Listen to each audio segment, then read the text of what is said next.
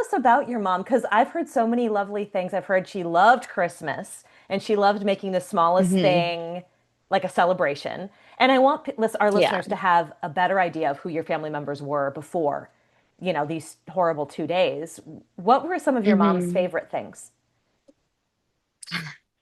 My mom had this energy that when she walked in a room, the whole, like it, she just attracted goodness and positivity and light. Like she was truly a light.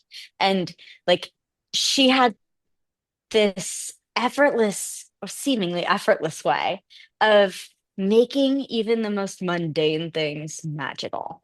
And so like I never realized growing up that like oh like your parents make Christmas like magical, but the magic that was behind these big family gatherings and events and holidays, it all came from her heart because she truly just she made the world a better place.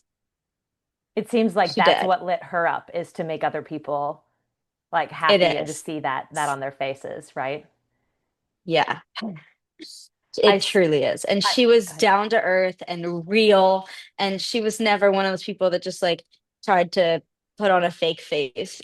She just she just was authentically herself, and she was so good that it drew good people to her. And as a kid I would watch her walk into rooms and they'd light up, and the way she could walk through a room and everyone would just want to talk to her and speak to her and be her friend. And I like I felt honored to have her as a mom. And she was that mom growing up that like my friends came over before school dances and we all got ready and we'd do tennis and then come over there before we did like cotillion growing up. And so we all get ready for that together after. And she would she would make even like a normal Friday routine seem fun and magical. And so as a parent, I've really taken that to heart.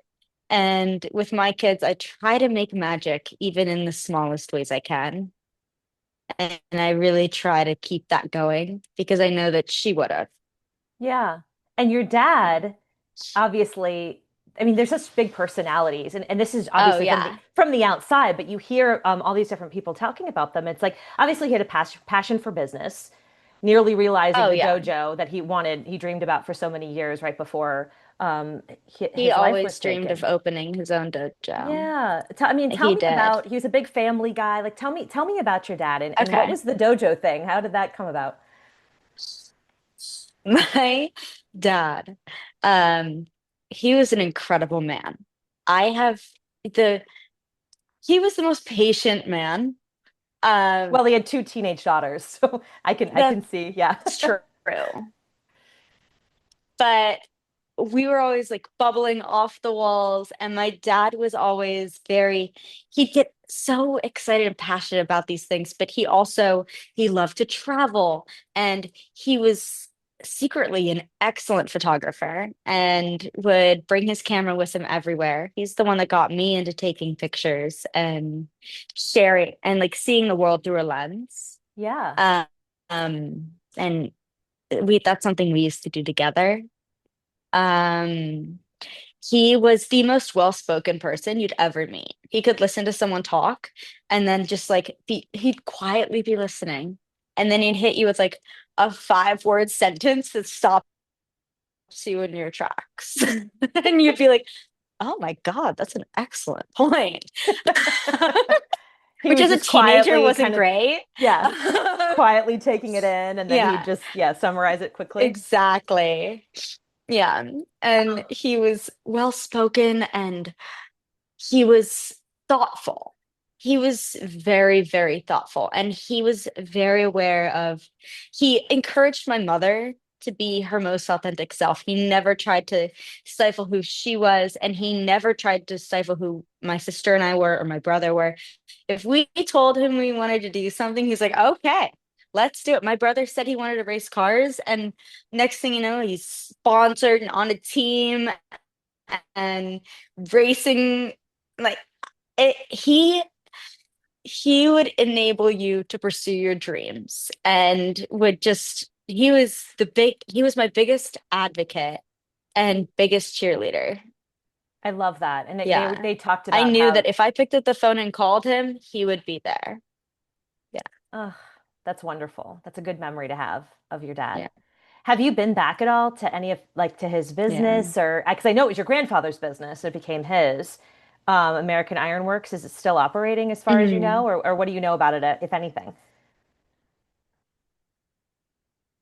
Um, I I can't speak on it, but I do know that we sold it. Oh, okay. Mhm.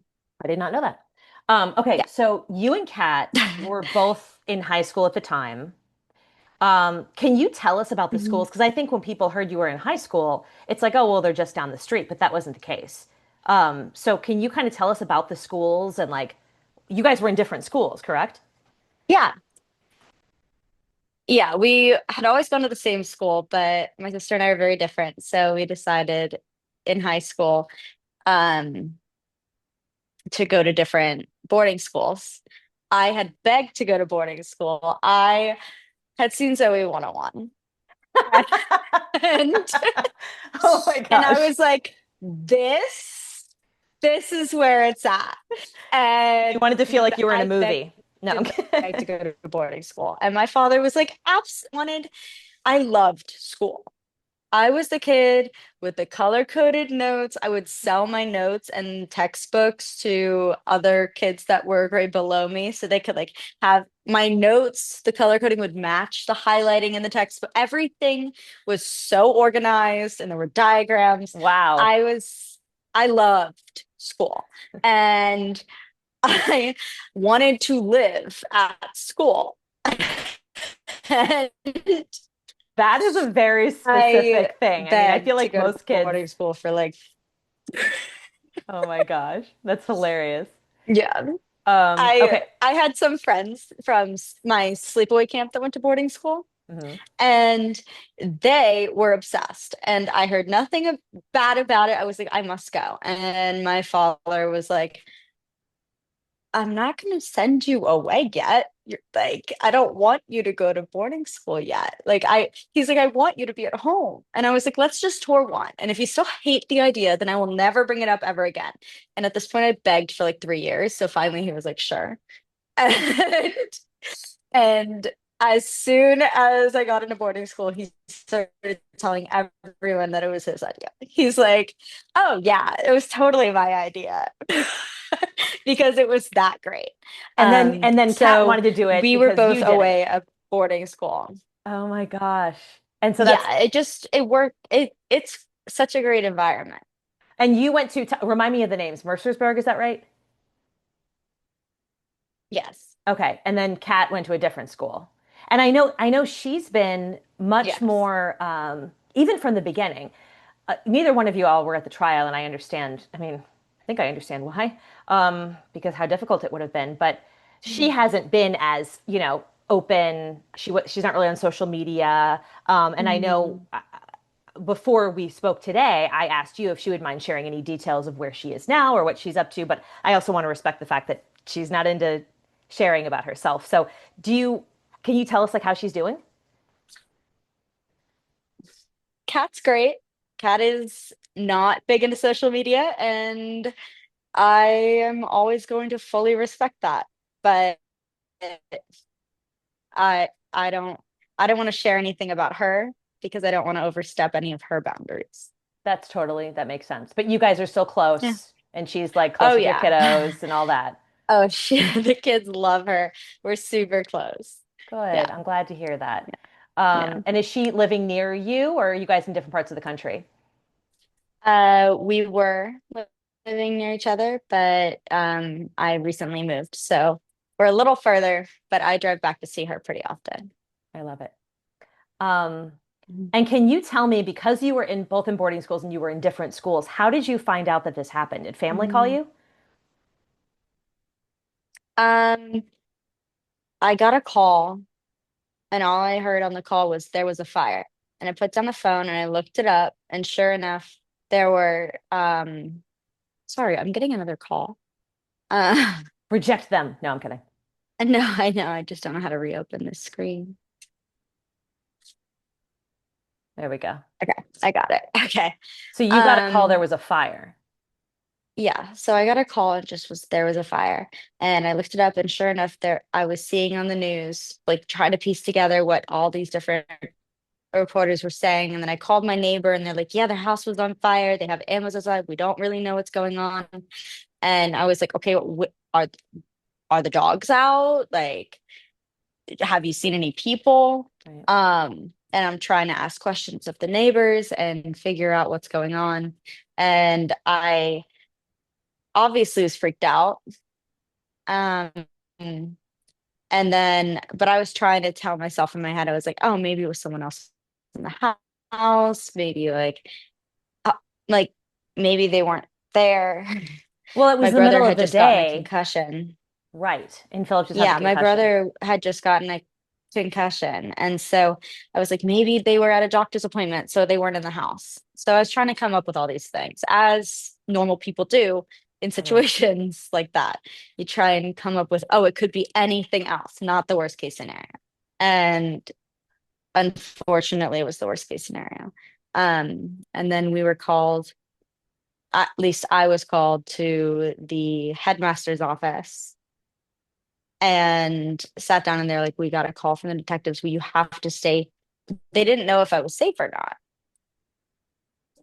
And so obviously, and so they didn't know if these people were going to be immediately coming after my sister and I. And so they kept us like basically locked away, but I got to call, I can't speak on her experience, but I called Haley, my roommate, and I was like, can you come? And so she came and hung out with me. And then I had to sleep in the headmaster's like guest room or like the guest house of the school because they had to have extra security on site that night Wow. before I Yeah. went back because they didn't know where to send me. I was 19. Like it's not like, oh, like someone can come pick her up. Right. Anyone who would have come pick me up was gone. So they held me overnight and kept me safe. And it just became a giant whirlwind because it was like 2 days before my senior prom. And so my mom was supposed to come up to help me get ready. And we had talked on the phone about it. And like, I had no idea any of this had even happened. Did they tell you that your parents had lost their lives and Philip had lost, or was it just like there was a fire, we want to keep you safe, and they didn't want to share too much information until your grandparents or They only whoever? told me that there were three bodies, but they couldn't tell me because it took them a long time to identify um, them. So they couldn't tell me who they were. Mm. But you couldn't get in touch with them. No, which was very weird. And I had tried to call them the night before and couldn't get in touch with them. And they always answered their phones. But I thought they'd just fallen asleep because of my brother having a concussion. Right. And probably being up all night the night before or something with him, and you Yeah. never know. Yeah, because you're like you Yeah. said, you try and make these things connect to make it make sense, and it wasn't making Yeah. I sense. was like, yeah, you try to like figure it out in your head and try to make it, you try to come up with a scenario that totally didn't happen to make you, you feel like to try and make it so that the reality isn't the reality. And then, of course, it ends up being the worst case scenario in my case. And it just, it was terrible. Yeah. Yeah, there's no other way. I mean, there's a lot of adjectives you can use, but I can't imagine being in your position and Yeah. just being helpless, really, because you can't reach out to anybody and you're stuck in this headmaster's office. No. And I mean, yeah. And then I'm back in DC right after. And I, while all my friends are picking out what dresses they're going to wear to walk for graduation, I was picking out what coffins to buy. And it was just, I didn't even know who I could call. So that's my sister and I really leaned on each other through that.